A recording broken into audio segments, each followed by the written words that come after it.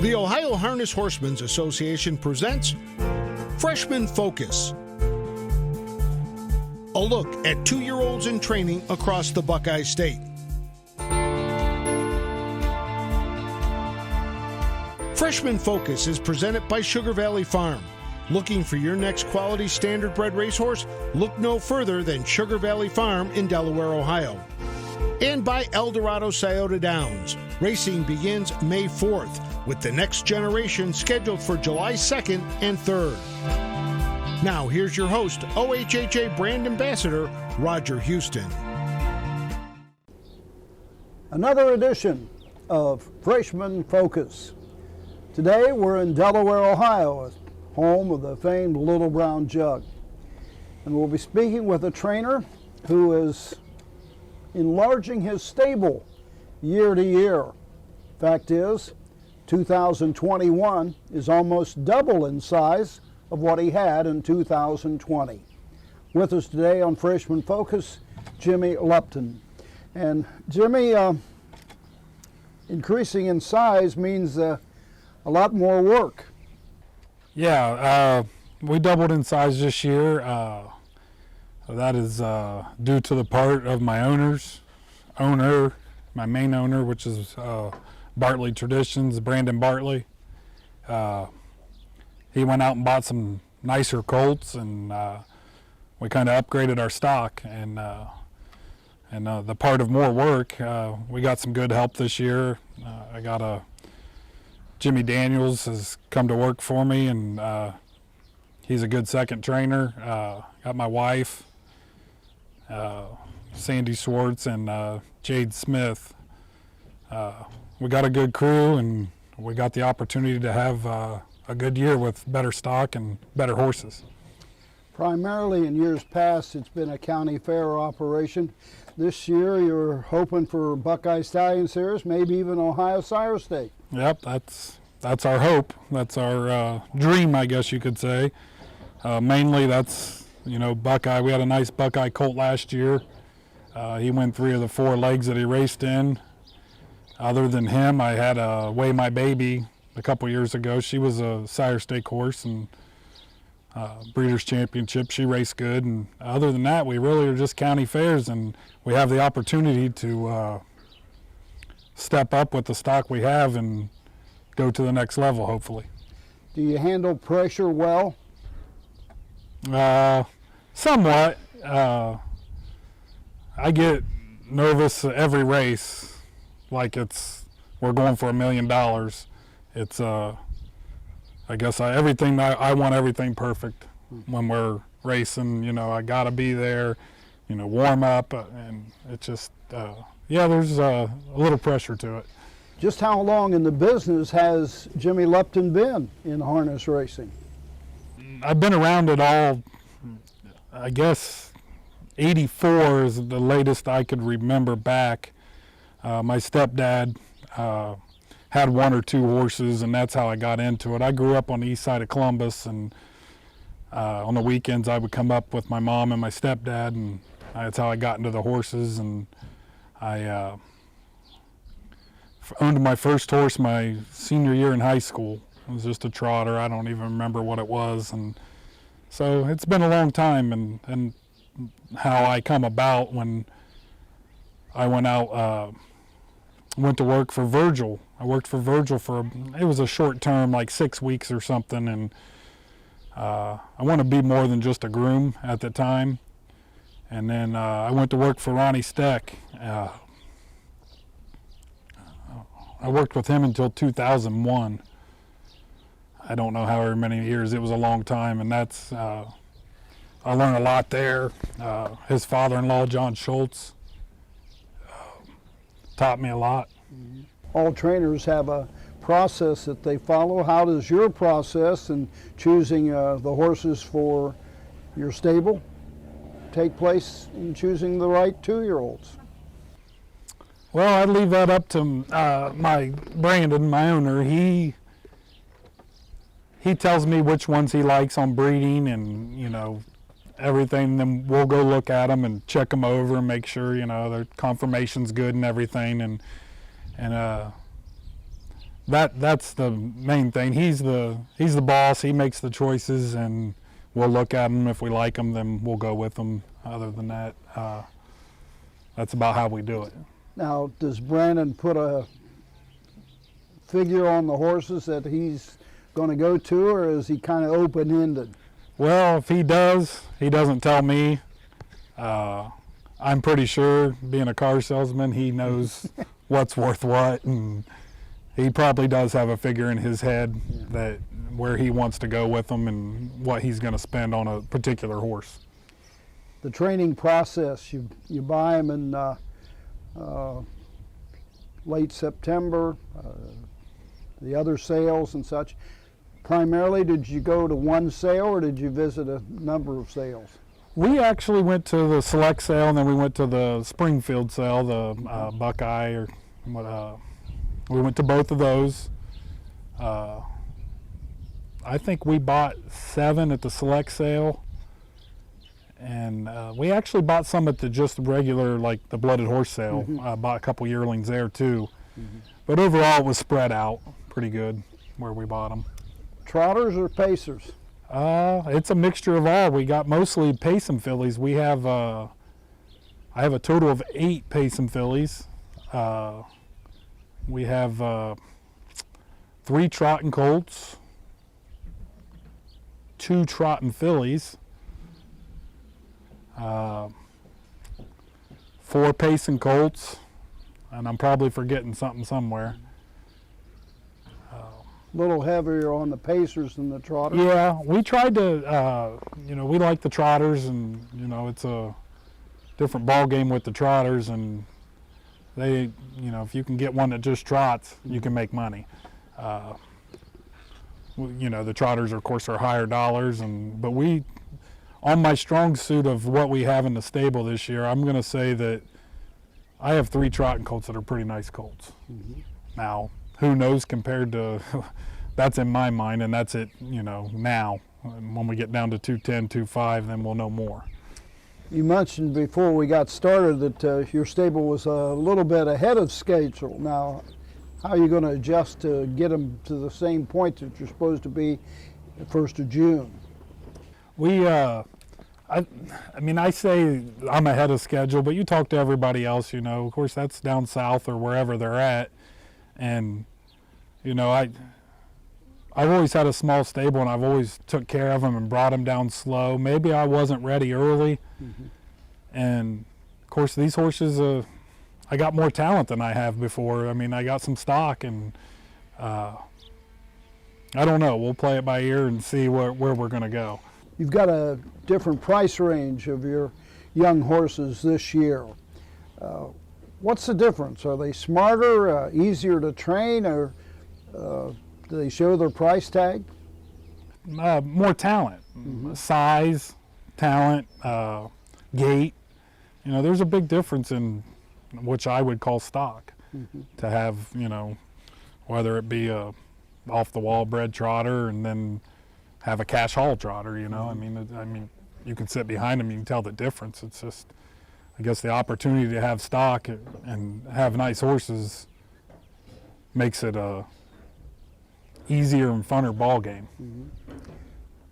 Which gives you the most pleasure, the trotter or the pacer? I'm a trotting man. I always loved trotters. I'd rather have a barn full of trotters. I love them. It's just they don't have to go so fast. There's more shoeing and rigging, and I love training trotters. Did you ever get into the shoeing business? No, don't want to. Had back surgery in '09, and I can tack one on that, and I don't even want to do that. Yeah. It hurts. Did you ever think of being a driver? Too big, Roger. Did you ever try it, though? Yeah, I'd raced I drove against you, I think, in the Billings. When was that? I must have beat you. Yeah, you did, because I had a 3-claimer and you had a 50-claimer. Oh, now, come on, it wasn't that much of a difference, was it? I had a 3-claimer. It was a homebred that my stepdad trained, and then I ended up with it. And where was that at? At the Meadows. At the Meadows. And I put her in a claimer, and Tyler Stillings claimed her. raced her in the Billings, and I drove in the amateur race up there at Northfield, the one they have on Saturday nights every now and then. Ronnie had a trotter, and he said, "Why don't you drive that horse?" And I was up there, so I paid my $100. I'm amateur status, obviously, and it's fun, but when it comes to making a living. Yeah, there's guys that do it professionally for a living. You know, I'm not. I don't have any interest in it really. Your schedule probably is about the same as all trainers, 1st of June or such. Yeah, we're looking for. I would like to have them all ready to go around June 14th. I think they're having qualifiers out here, and then when they come back a week later and do it again, same thing we did last year. That's our plan right now. It's a big advantage to have those qualifiers right here. Oh, it's great. It's awesome. Even when I wasn't here last year, I brought all mine over and shipped them in, and we qualified, I think 4 or 5 of them here last year, 2-year-olds, and yeah, it's a lot. You know, there's a lot of 2-year-olds that train here, and then why not have them here? You know, with everybody can just qualify right here and have a full card. You talk about shipping and such.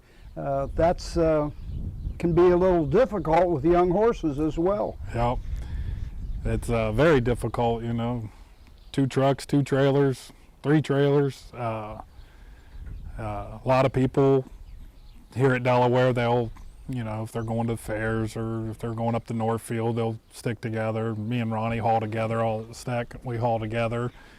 Now that I'm here, and you're going to be going different ways, all different directions all summer. Whether it's fairs, sire stakes, Buckeye, you're going to be moving.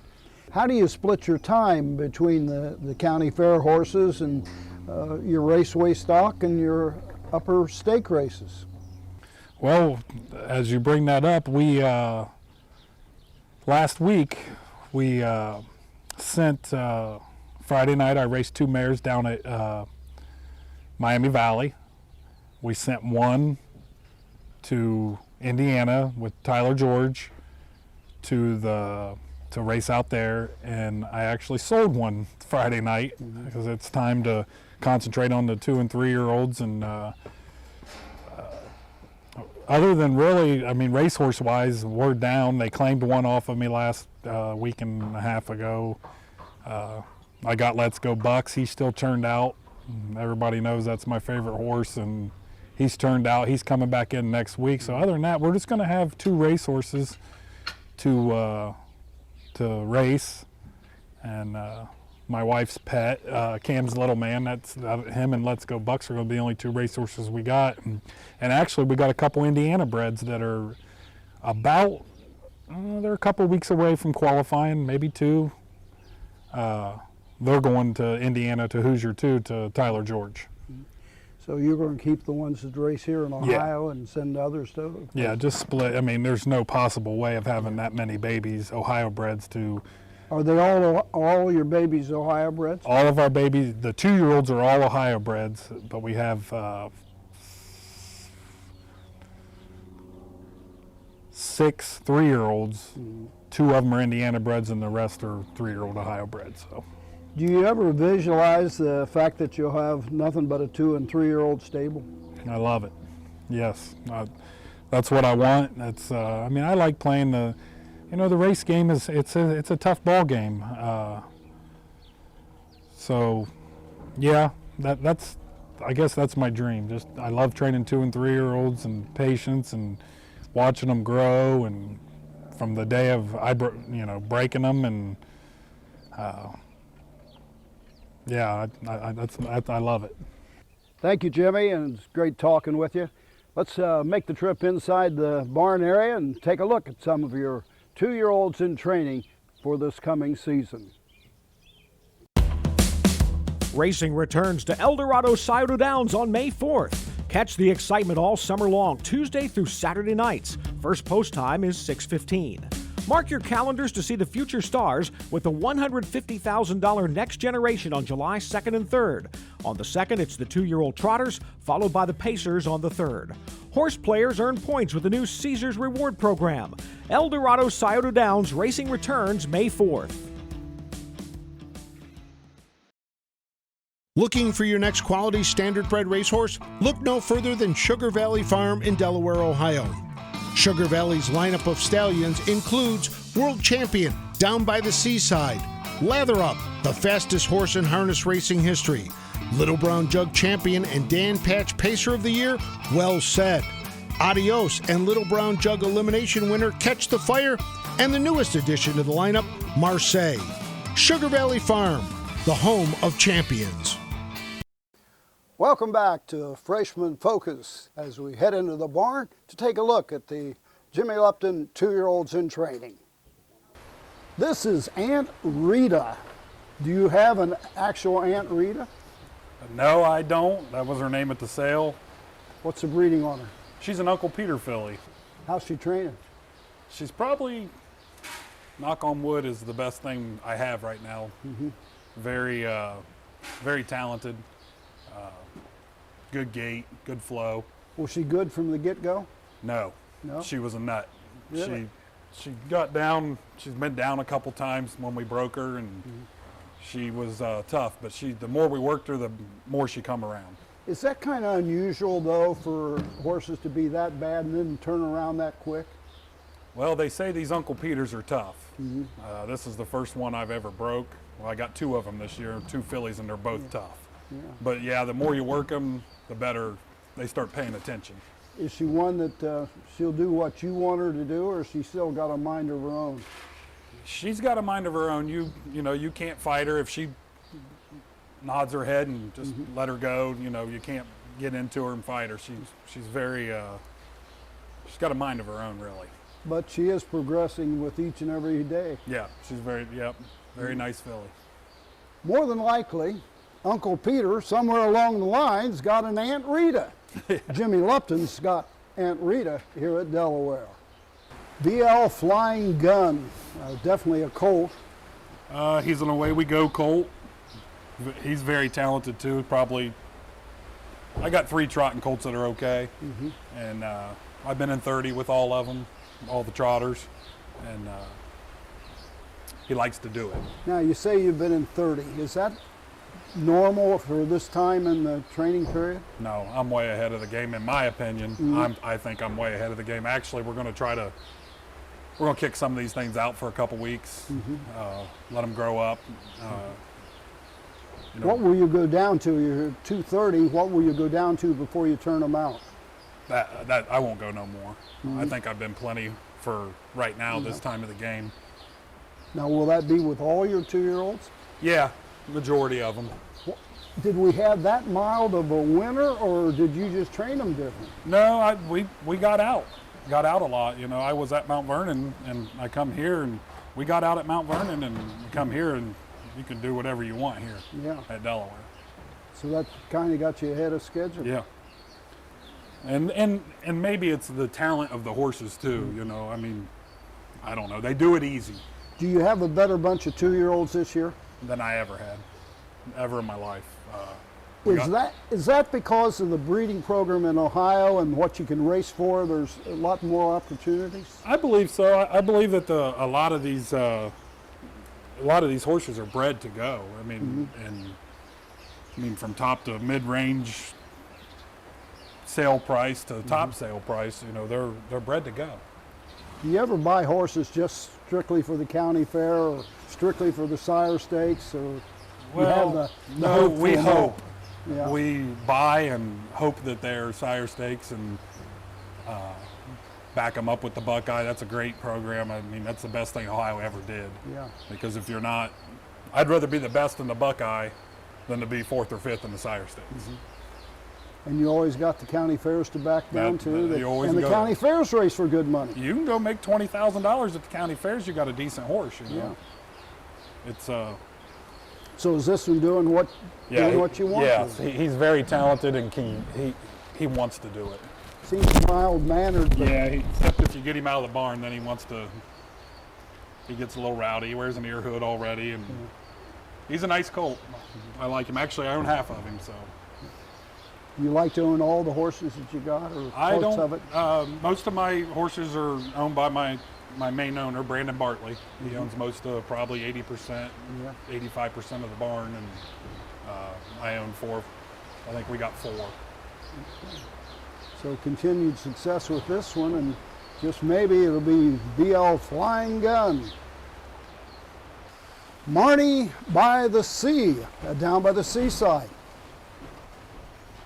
How'd you get her? We wanted down by the seaside, and of course they were pretty high when they first come out, and we waited late in the sale. And this filly, she's not real big, but she's made right. She's built right, looks good.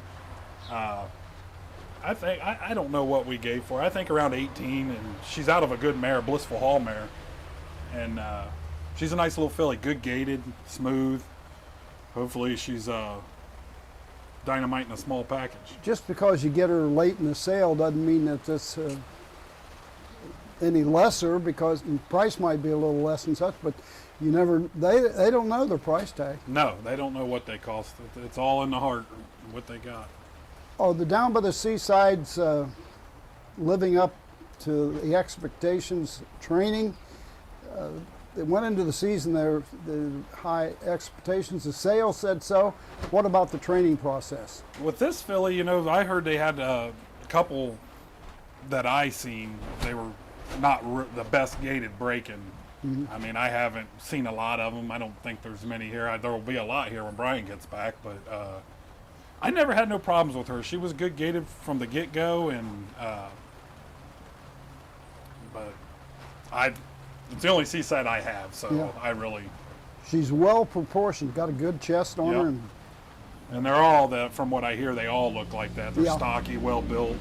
I've seen some bigger ones, but she's a good sized filly. Yeah.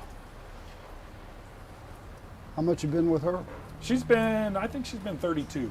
Now, will you do the same with her? Yeah, same with her. Turn her out? Yeah. How long will you leave them out? A week, 2, 10 days. I just give them a little break, let them freshen up and get their feet back underneath them. Everybody uses that term freshen up, but they're just like people. Yeah. I mean, sometimes on Sundays I just want to lay around too. Yeah. So. Yeah. Marnie by the Sea. Good luck with her. Thank you. Southwind Spirit Diego. Big colt. Yes, very big. Handles is he's very good gated. I don't know if that's the Muscle Hill coming out in him. Very talented horse. He is very big. Does his size create some problems? Not as of yet. He gets around there good. I mean, he's just a big, long-gated horse. I can't knock him at this point. There's not many horses that are bigger than you are. No, not usually. Has he had any peculiarities to him that's different from the other 2-year-olds? No, he kind of, because of his gait, you know, his size, he was a little, when we broke him and started jogging him down and everything, he was kind of loped, but the more we went with him, more miles we got into him, he come into himself. You know, all these guys go to Florida to train on those mile tracks. Here you are at Delaware, half-mile track. You were at Mount Vernon, half-mile track. Is there a difference for the horse?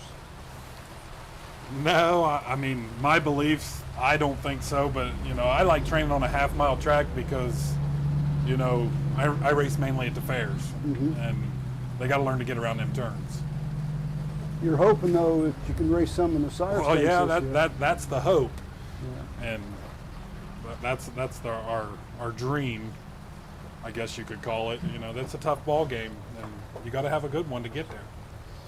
Just maybe SF Spirit Diego will be a good dream for you. I hope so. He's a good boy. Get some cash. Another biggie out of the Lupton barn. Yep. This colt's he's a nice colt. Kind of a little EPM-ish. We treated him, and he come around, but when he's in full motion, he's unbelievable. Just get the gait and the stride. They say that his brother, Kelly O'Donnell, had his brother, and they said he was a big gangly colt until he got going, and then he ended up being a nice colt. I don't remember his name, but he was a nice colt. I have big hopes for this horse. Those big gangly colts can turn into something once they find themselves. Yeah, once they develop and Yeah. fill in and the size. Does it take a little longer for the bigger horses? The ones I have, it does, because I don't know. I mean, it's funny how when you can come from a different track and come here to Delaware and train, the way they just get over it. I mean, it just changes them totally. Nothing against Mount Vernon, but No. a major difference. Big difference. I mean, they just glide over this track, and it just seems like it's easier on the horse and training and, you know, going a 210 mile at Mount Vernon compared to coming here and going in 210. It's just so much flow of gait and the way they go. It's easier. You suppose that's the reason you got kind of ahead of schedule? Probably. Yeah. But I did most of that there at Mount Vernon. We had a decent winter and got the miles in them and started training them. And, it just goes for, talent of the horses too. Yeah. I was surprised when I originally talked to you to find out you were here at Delaware. This is your first venture here. I was here a couple years ago, and then me and my wife bought a house over towards Mount Vernon, and we were driving 35 minutes, 40 minutes here, and so we decided to go to Mount Vernon, and I think I made the right choice to come here. Well, that wraps up this edition of Freshman Focus with Jimmy Lupton. Join us again next week for another edition of Freshman Focus.